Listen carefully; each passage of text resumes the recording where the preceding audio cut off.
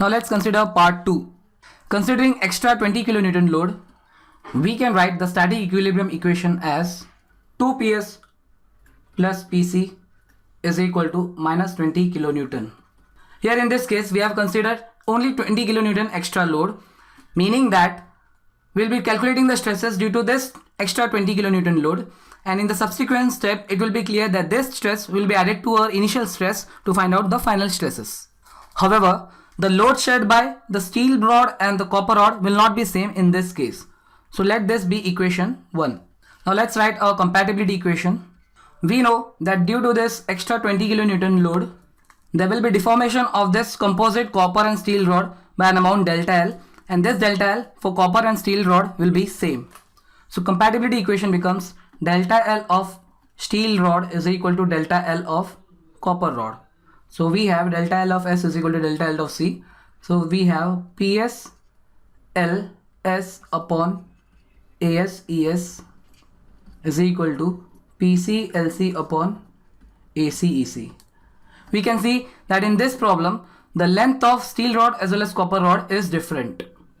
So we have PS is equal to AS upon AC multiplied by ES upon EC multiplied by LC upon LS into PC.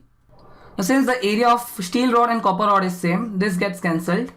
Upon substituting the value, we get PS is equal to 2.05 into 10 to the power 5 upon 1 into 10 to the power 5 multiplied by length of copper upon length of steel. Length of copper rod is 2800 mm and length of steel rod is 3600 mm multiplied by PC. So we get PS is equal to 1.594 times of PC. Now let this be equation 2. Substituting equation 2 in 1, we get 2 into 1.594 PC plus PC is equal to minus 20 kilonewton. So upon solving, we get PC is equal to minus 4.77 kilonewton. Now using the value of PC in equation 2, we get the value of PS as 1.594 into minus 4.77, and this comes out to be minus 7.61 kilonewton. Both the loads are compressive load. Now the stress due to this extra 20 kilonewton load can be calculated as sigma S is equal to PS upon AS. So this is equal to minus 7.61 into 10 to the power 3 upon pi by 4 into 20 square. So this comes out to be minus 24.23 Newton per mm square, and this stress is compressive stress. Remember, this is a stress in single steel rod. Similarly, the stress in copper rod sigma C is given as PC upon AC.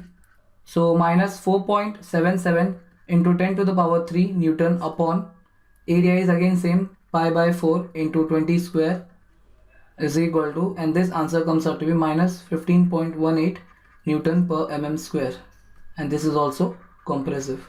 So the initial stresses in both the steel and copper rod was minus 26.52 Newton per mm square. It was due to the only load 25 kilonewton. Now when we add the extra 20 kilonewton load, the final stresses came out to be, in copper rod it is minus 15.18 Newton per mm square, whereas in steel rod it is minus 24.23 Newton per mm square.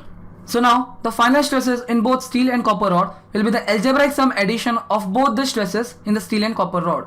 That is, in copper rod sigma C is minus 26.52 minus 15.18 Newton per mm square, and this comes out to be minus 41.7 Newton per mm square, which is compressive. Also the stress in steel rod is minus 26.52, which is initial stress, minus 24.23, and this addition comes out to be minus 50.75 Newton per mm square. So these are the final stresses in both steel and copper rod. With this, our problem is solved. Thank you.